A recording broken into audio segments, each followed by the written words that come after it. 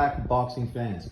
Imagine being such a fucking imbecile that no matter what video I put out, you're going to try to contradict it and act like, oh, I should defend Tank Davis, who is attacking Turki al-Sheikh. Saudi Arabia and Turki al-Sheikh did not attack Gervonta Tank Davis.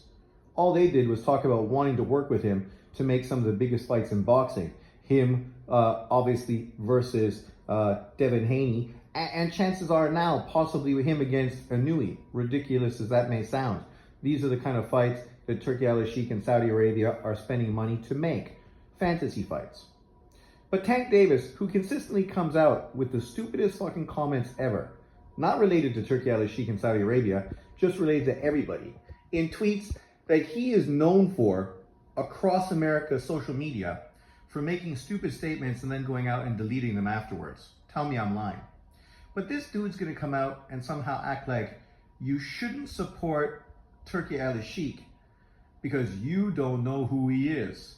You should support Tank Davis, who's been around the sport for 10 plus years.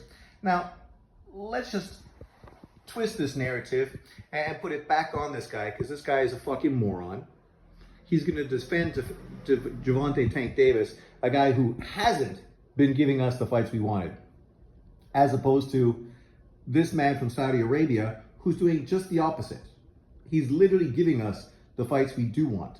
And as a boxing fan, shouldn't that be everything you want? Why do I need to dick ride a boxer who has fucking shown me no interest in making the fights I, as a fan, have wanted? Just because he looks like me? Because he comes from the same country as me?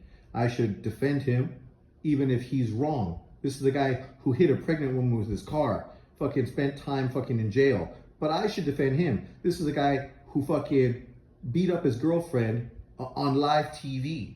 But I should defend him, as opposed to Turki al-Sheikh.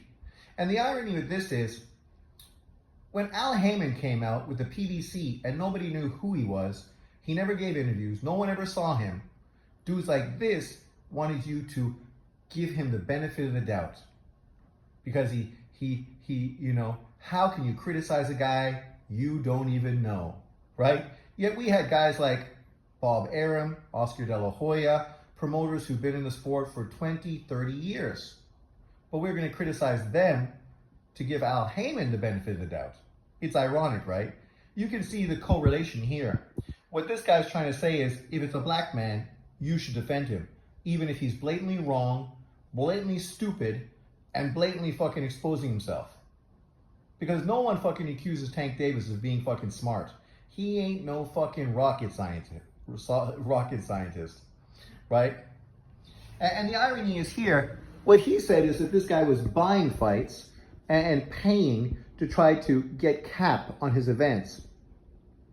But this dude's a billionaire. Why the fuck does he need cap on these events? Like, he don't need boxing. He's not profiting off of boxing. Boxing is literally profiting off of him. But we should defend Tank Davis. Well, because he's black and he's American.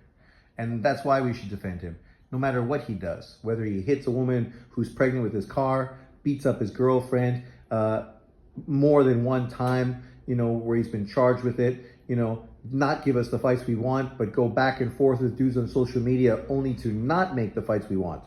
Get offered a huge potential fight with Devin Haney only to fucking talk his way out of the fight. But we should defend him, according to this fucking guy. And why? Well, because he's black. And of course, I'm going to be racist because I'm supporting the Middle Eastern guy, even though I'm not Middle Eastern.